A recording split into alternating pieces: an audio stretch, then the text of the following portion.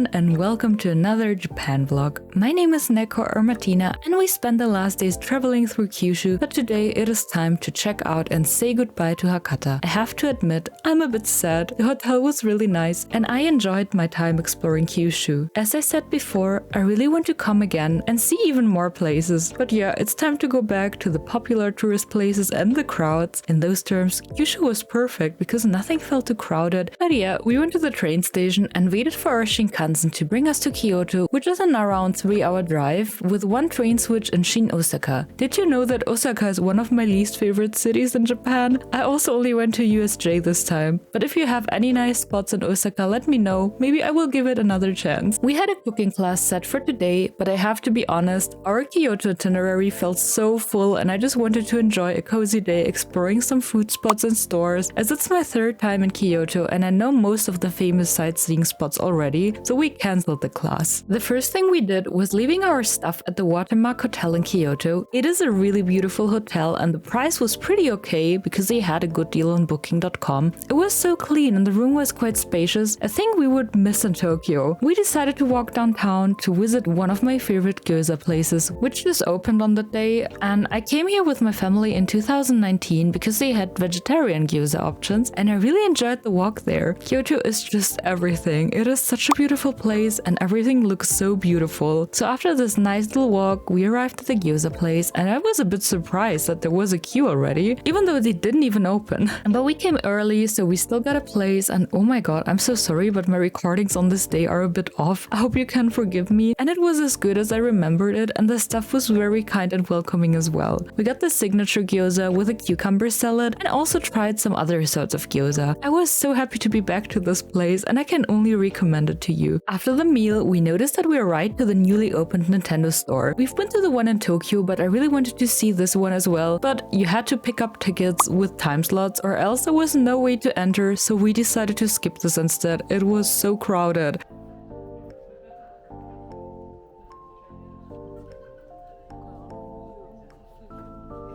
I wanted to visit another store that I found on TikTok that sells anime figures, so we walked around 20 minutes and found Lashinband. I think the store was in Singapore as well, but I'm not sure about it. They had so many choices, especially if you're looking for figures or popular anime like Demon Slayer or Jujutsu Kaisen, but they also had some Pokemon stuff. Unfortunately, nothing that spoke to me, so we only browsed through the store and left it again, but it was still worth coming here because they had so many choices.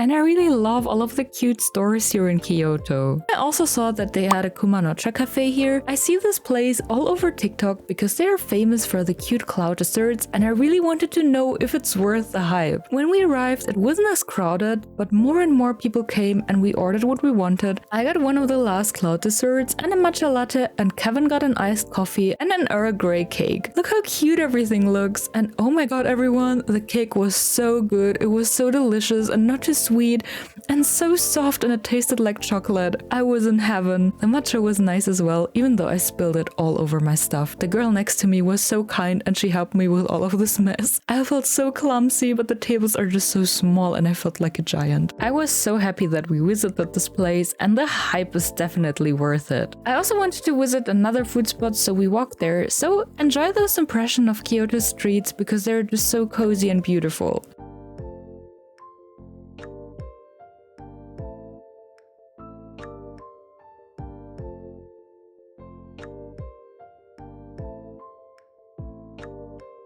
We suddenly found ourselves at this beautiful temple, Rokkaku-do, which is the birthplace of Ikebana, the art of flower arrangement, which makes sense because you could take Ikebana courses in the building next door. Legend has it that Rokkaku-do was founded by Prince Shotoku when only a small pond was located here. The prince supposedly bathed in the pond, and in a dream, he was told to found a temple on that spot.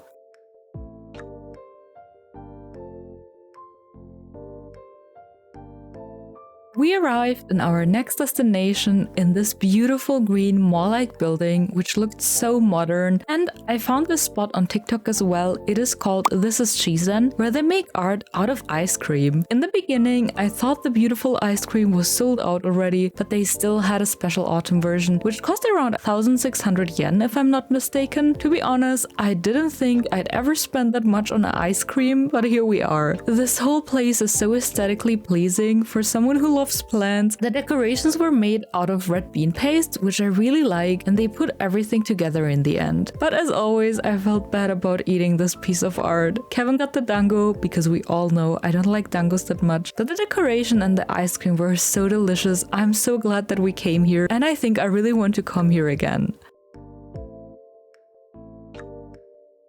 Then we magically landed in the Pokemon Center in Kyoto, and I have to admit they have really interesting decorations here. This is also one of my favorite Pokemon centers because I once caught a shiny Suicune in here. They display various traditional Japanese items in Pokemon design, like a yukata, kimono, and little bags for that, and they're so pretty.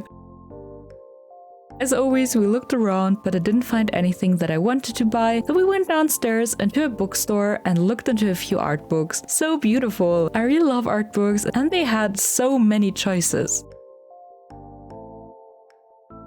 After this, we found a hidden gem, rokujuan. I hope I pronounced it right. Please go visit this place if you can. It is a tea house that used to be an artist's house, and they have such a beautiful garden area. If you want, they guide you around the house and tell you about all of the stories and its background. It felt so peaceful and quiet. We were scared to talk loudly because it just felt so serene. We got some warabi mochi filled with flower petals, and they also tasted really good and looked like art.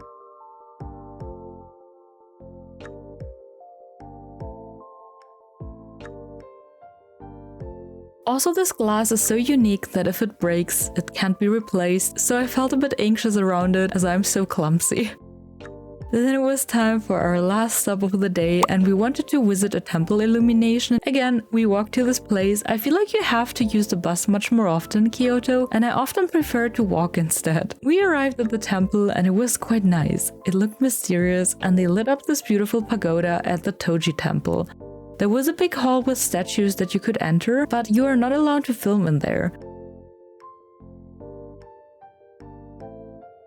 After this, we took the bus back to the hotel and got dinner from the konbini. It was finally time to sleep after this long day. Thank you for watching. Next video will be a Kyoto hidden gem video, and I'm so excited to share it with you. I hope that you will enjoy it and leave me a comment. Bye bye and see you next week.